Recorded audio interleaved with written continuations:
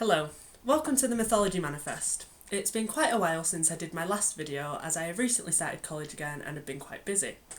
I've noticed that whilst I've not done a video, my subscribers and views have gone up, specifically on my Amphitrite video, so thank you for that. And since it was Halloween the other day and today is Day of the Dead, I thought that I would do a video on a monster from Greek mythology that I find incredibly interesting.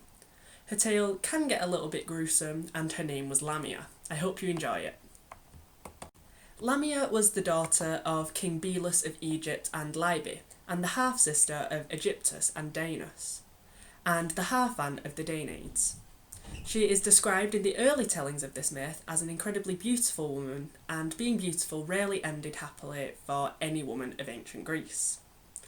When Lamia reached the age of maturity, she became the queen of Libya and attracted the attention of the king of the gods, Zeus, again something that never ended well for the women of Greece. Zeus approached Lamia and told her how beautiful he found her and claimed that he wanted her to have his children. Lamia refused time and time again, until eventually giving in. Other myths do say it's a little bit darker than that. But after their time together, Lamia became pregnant, and of course, Zeus wanted nothing to do with the child. Unfortunately, Zeus's wife Hera found out about his illegitimate child with Lamia and flew into a rage. Hera flew down to Libya from the heavens with the goddess of childbirth Aletheia by her side and sped up the pregnancy of Lamia so that she gave birth very quickly. Once the child was born, Hera took it and killed it. In some myths, Hera cursed Lamia so that she took the life of the child herself. With this done, Hera returned to the heavens, but unfortunately for Lamia, the queen of the gods did not think that the loss of one child was satisfactory revenge on the girl, and so she cursed Lamia so that every child she would birth would die. I wish that I could say that the story becomes a little bit more pleasant here, but sadly it doesn't. After the loss of many children, Lamia's mind broke, and she began sneaking into the homes of families and stealing their newest born child. However, any child in Lamia's possession died. This thrust Lamia into complete insanity, and the curse of Hera began to not only change Lamia's mind and thoughts, but her appearance as well. Lamia slowly shifted into a creature with claws and fangs, and most shockingly of all, the lower half of a snake, similar to that of Echidna or Dracani. In this new form, Lamia would slither into people's houses and steal their children, but before they were killed by the curse of Hera, she would eat them as a revenge for the children she had lost.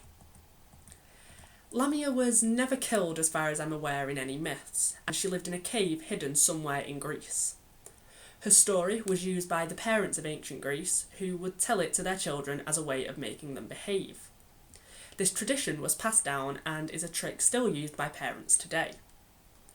The story of Lamia can be seen in the tale of Lilith, the first demon of Judaism, who was a mortal woman cursed, and because of her curse became a monster who devoured the souls of the young. It seems to be a common theme in many tales in ancient Greece, ancient Rome, and many different parts of the ancient world. And I think it's a good thing that it's not very common today, otherwise many children would probably be scarred for life from just a bedtime story. This comment with me, I do not see Lamia as a monster. I actually have sympathy for her. The gods of the ancient world were cruel and unforgiving, and their tempers often got the better of them. Hera often cursed, harmed, or destroyed the people Zeus cheated on her with, instead of Zeus himself. And because of this, innocents got injured, cursed, and are later painted as the villains of the stories. In many ways, Lamia is similar to Medusa, and is unjustly treated by the gods and then made out to be a monster in the stories. And it is in fact the gods, especially Hera, who are the true monsters of the tales. And that is the story of Lamia. It's only short, I think it's interesting. Let me know what you think in the comments. If you did enjoy this video, then please like, subscribe, and let other people know about my channel who have an interest in myths, legends, and classics. You could also follow the channel's Twitter, if you like. There is a link to that in the description and on the About section of my channel. On Twitter, I post almost daily with mythological information, and I am nearly at 900 followers, so thank you for that. This video will be going in the Greek Mythology Manifest playlist, so feel free to check that out and other videos in there, such as my video on Medusa and Amphitrite. I also have playlists on Roman, Norse, Egyptian and Japanese mythology, as well as Arthurian legends, mini-myths and videos that hopefully provide useful revision materials on Greek theatre. Thanks for watching, let's keep classics alive. I will see you next time on the Mythology Manifest.